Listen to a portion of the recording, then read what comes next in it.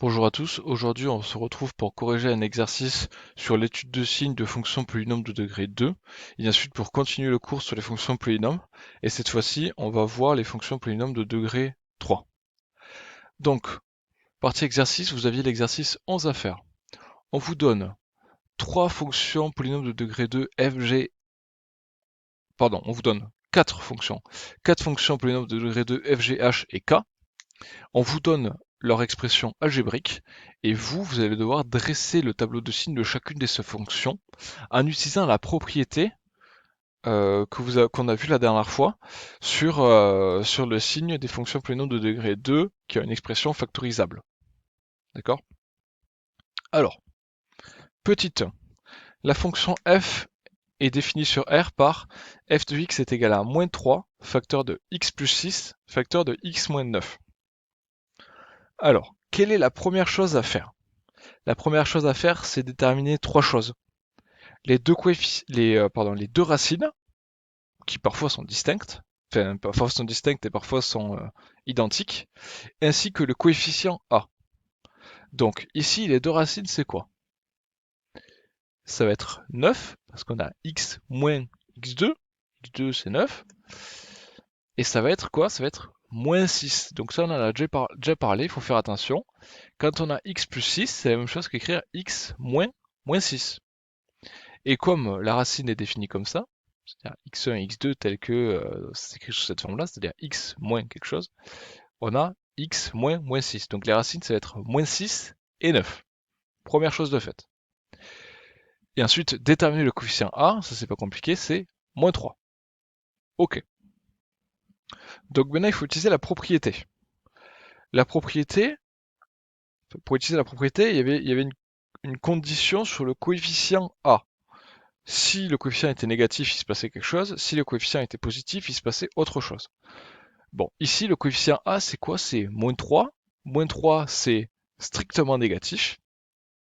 Alors là, la propriété, elle vous dit qu'entre les racines, la fonction est positive et ailleurs, la fonction est négative. Donc, dans ce cas-là, entre moins 6 et 9, la fonction est positive.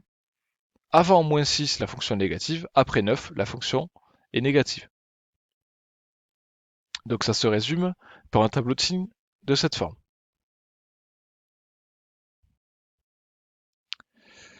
Maintenant, on passe au petit 2, g, donc, qui est défini sur R par g de t est égal à 7 facteur de t moins 3 facteur de t plus 5.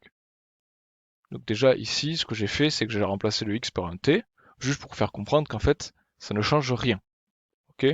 si, si la variable t, enfin, si la variable j'appelle x, t, u, bonjour ou au revoir, c'est pareil. D'accord? C'est juste un nom. Donc, on repère racine et coefficient. Donc les racines ici, ça va être 3 et moins 5. Le coefficient a, ça va être 7. Comme le coefficient a, c'est 7 et que 7, c'est strictement positif, alors on a vu dans le cours qu'entre les deux racines, la fonction était négative et qu'ailleurs, elle était positive. Donc dans ce cas-là, entre moins 5 et 3, la fonction est négative et ailleurs, la fonction est positive. Négative entre moins 5 et 3, positive ailleurs.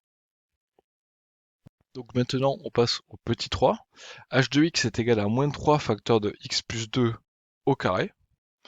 Donc en fait, ici, dans le cas où la fonction ne possède qu'une seule racine, donc ici, moins 2, en fait, on n'a pas besoin en fait, d'utiliser la propriété précédente. Ici, on peut le déduire très simplement. Première chose, x plus 2, entre parenthèses, au carré. Ça, c'est un nombre réel au carré. Que savez-vous des nombres réels qui sont au carré? Quels sont leurs signes? Est-ce que nombre mis au carré peut être négatif? Non. Tout nombre réel mis au carré est positif. Donc en fait, x plus 2 au carré, c'est tout le temps positif ça. Tout le temps positif. Moins 3, c'est quoi comme signe? Moins 3, c'est négatif. Et que savez-vous de nombres négatifs multipliés par un nombre positif? Ça donne un nombre négatif. Donc en fait, h de x va être négatif tout le temps. D'accord? On n'a pas besoin d'utiliser la propriété. h de x est négatif tout le temps. Et la petite particularité, c'est que h va être nul en moins 2, car moins 2 est une racine. D'accord? Donc le tableau, il va donner quelque chose comme ça. D'accord? Donc la fonction h est bien négative partout, et elle vaut 0 en moins 2. Dernière question. K de x est égal à x carré plus 1, pour n'importe quel x réel. Donc dans ce cas-là, vous voyez qu'en fait, notre fonction, là, elle n'est pas écrite sous forme factorisée. Donc on ne peut pas utiliser la propriété qu'on connaît. Par contre, on peut quand même déterminer le signe facilement. X carré, donc c'est un nombre au carré, on vient de voir tout à l'heure que c'était tout le temps positif. Et comme il y a un nombre positif, tu ajoutes 1, là tu obtiens forcément un nombre qui sera strictement positif. Ça ne pourra jamais être nul. Donc, on obtient un tableau qui ressemble à ça, c'est-à-dire entre moins l'infini et plus l'infini, la fonction k est positive, est strictement positive, c'est-à-dire qu'elle ne s'annule nulle part. Donc on n'a même pas de petite barre avec un 0 là. D'accord? Donc cet exercice, il faut que vous sachiez le faire parfaitement, c'est très très important. En particulier le petit 1 ou les petits 2 qui sont, on va dire, les cas classiques. Le petit 3 aussi, il faut que vous sachiez le faire. Le petit 4, c'était un petit cas particulier pour vous montrer que même quand la fonction polynôme ne s'écrit pas sous cette forme-là, on peut parfois quand même étudier le signe. Donc maintenant, on va passer côté court et on va commencer à étudier les fonctions polynômes de degré 3. Nous voici maintenant côté court.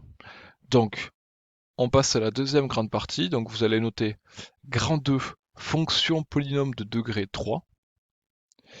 Et la sous-partie, la première sous-partie, ce sera généralité sur les fonctions polynômes de degré 3.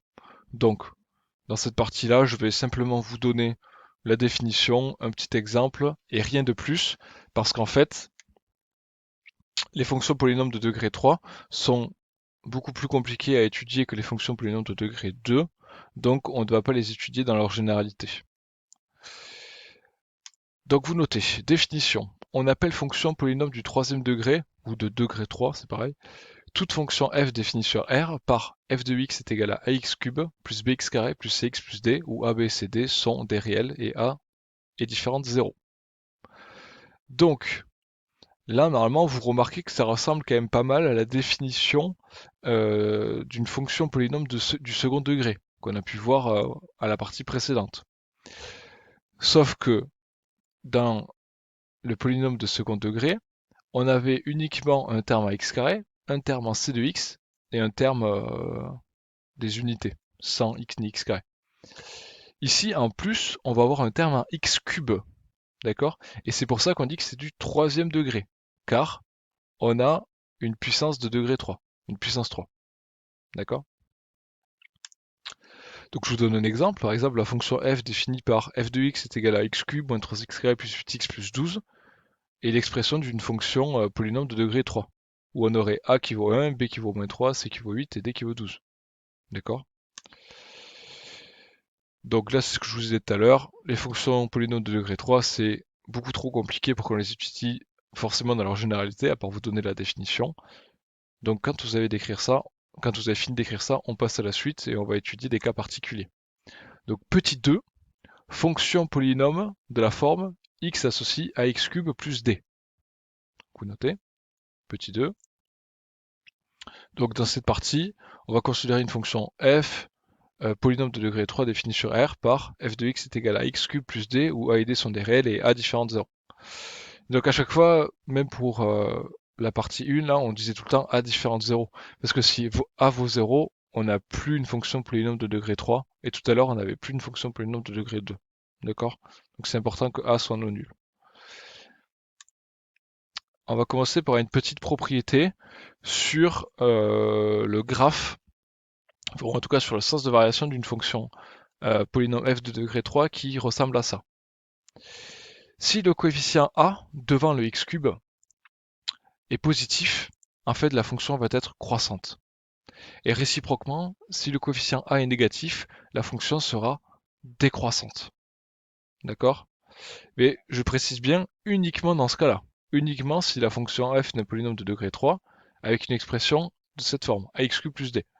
Dans le cas général, ax cube plus bx carré plus x plus d, si a est positif ou a est négatif, peu importe, en fait, ça ne nous permet pas de déterminer le sens de variation de la fonction f.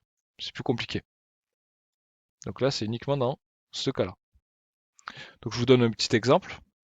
Par exemple, si j'ai deux fonctions f et g de degré 3 définies sur R par f de x est égal à 2x cube plus 2 et g de x est égal à moins x cube plus 7, en utilisant la propriété, vous allez pouvoir déterminer le sens de variation de la fonction f et de la fonction g.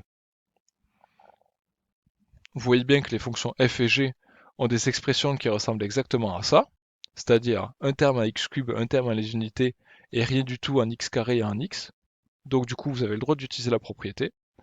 Pour la fonction f, le coefficient a est positif, strictement positif, donc la fonction f sera croissante sur R, et la fonction g a pour coefficient a qui en fait vaut -1, -1 c'est strictement négatif, là où la fonction sera décroissante.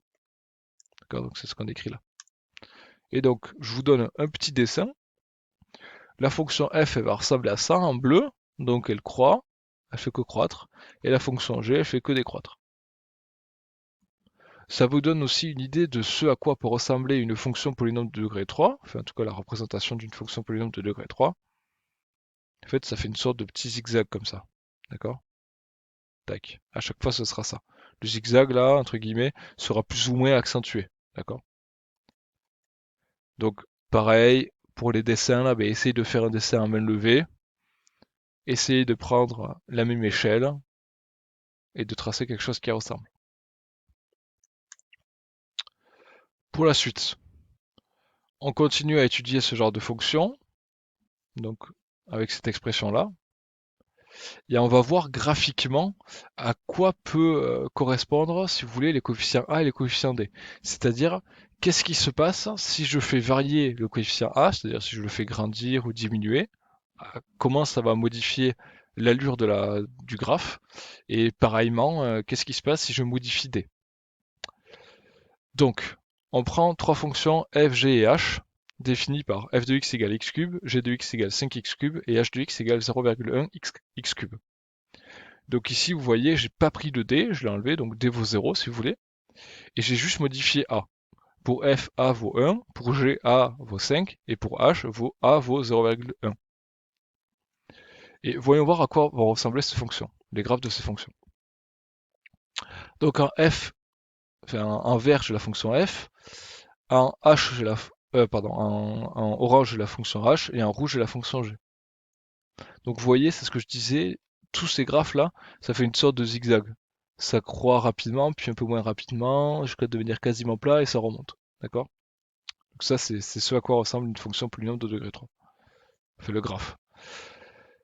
Bon, on va dire que le graphe de la fonction f, c'est notre fonction de référence, c'est-à-dire qu'on va se baser sur elle pour étudier les choses. Donc elle est comme ça. Vous voyez, si j'augmente a fortement, c'est-à-dire je prends a qui vaut 5 au lieu de a qui vaut 1, alors ma fonction va être plus serrée, elle va être plus contractée si vous voulez, elle va croître beaucoup plus vite. Par contre, si je diminue a, que je prends un a très petit, comme a qui vaut 0,1, alors dans ce cas-là, elle va être beaucoup plus large. D'accord? Donc c'est ça en fait qu'on peut remarquer. Si a, je le grandis énormément, alors la fonction va être de plus en plus large, graphiquement comme ça. Et réciproquement, si je prends a et que je l'augmente de plus en plus, elle va se resserrer de plus en plus. Ok? Bon, du coup, vous pouvez écrire une petite phrase. On remarque que lorsque a devient très petit, la courbe s'écarte, si vous voulez. Entre guillemets, parce que c'est pas très mathématique, c'est juste, voilà. Lorsque a devient grand, la courbe se contracte. Donc, essayez de faire un dessin qui ressemble à peu près ça, avec des courbes qui sont très contractées et des courbes qui sont très écartées. Maintenant, voyons voir l'influence du coefficient d. Donc, dans ce cas-là, je prends a qui vaut tout le temps la même chose, a qui vaut 1, mais par contre, je modifie d. Pour la fonction f, je prends d qui vaut 0, pour la fonction g, je prends d qui vaut 2, et pour la fonction h, je prends d qui vaut moins 3. Et on regarde. Donc dans ce cas-là, en fait, on peut remarquer que les trois graphes sont identiques, entre guillemets, à une translation près. C'est-à-dire que c'est toutes les mêmes, sauf que, par exemple, la rouge, elle a été décalée de 2 cases vers le haut par rapport à la verte. Et la orange, elle a été décalée de 3 cases vers le bas par rapport à la verte. Donc ces 2 cases vers le haut et ces 3 cases vers le bas, d'où est-ce qu'elles viennent? En fait, elles viennent simplement du coefficient d.